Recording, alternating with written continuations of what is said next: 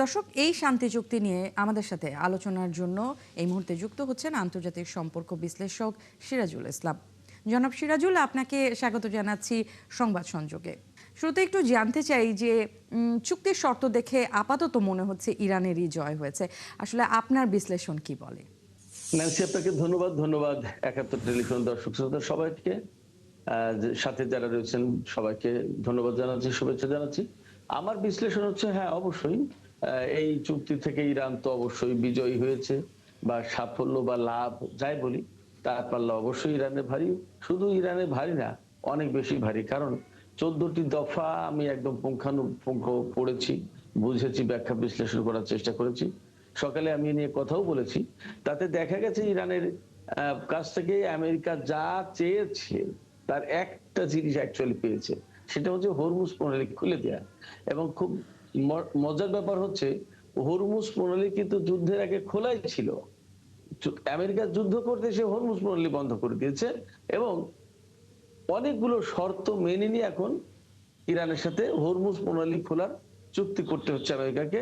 এটা আমেরিকার চরম একটা অদূরদর্শিতা এবং মারাত্মক রকমের কূটনৈতিক জ্ঞানের অভাব আমি মনে করি। আর পিট হেগসেট যেটা বলছে যে তারা যুদ্ধ করে বা সামরিক প্রেশার ক্রিয়েট করে ইরানকে আলোচনার টেবিলে ফিরিয়ে এনেছেন, নট দ্যাট। এটা একেবারে ভুল কথা।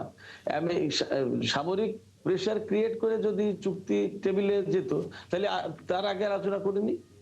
তার আগেও তো ইরান আমেরিকা আলোচনা হচ্ছিল এবং আলোচনার ভেতরেই তো আমেরিকা ইরানের উপর হামলা চালিয়েছে। এটা বাহুল্য কথা। আমেরিকার জনগণকে আশ্বস্ত করার কথা, কারণ রিপাবলিকান দল প্রচন্ড ভাবে চাপে আমেরিকায়। এই সমস্ত কথাবার্তা বলে তাদেরকে আশ্বস্ত করতে হচ্ছে। এবং আমেরিকার বেশিরভাগ মানুষ, সাধারণ জনগণ, এই দেশের কোন রাজনীতি কি হলো না হলো এগুলো নিয়ে কিচ্ছু ভাবে না। তাদের খাওয়া পড়া, আনন্দ উল্লাস, ভোগ বিলাস এগুলো ঠিক আছে কিনা সেটা ঠিক থাকলেই যথেষ্ট। যখন পেট্রোলের দাম বেড়েছে তখন সরকার চাপে পড়েছে, যখন পণ্য মূল্য বেড়ে যাচ্ছে তখন সরকার চাপে পড়েছে।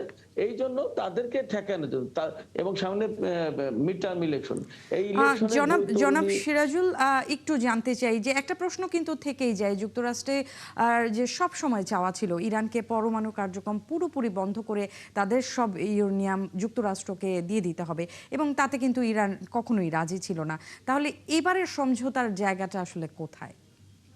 এইবারে সমঝোতার জায়গা এই যে আজকে যে 14 দফা সমঝোতা হলো, এই সমঝোতাটা প্রাথমিক।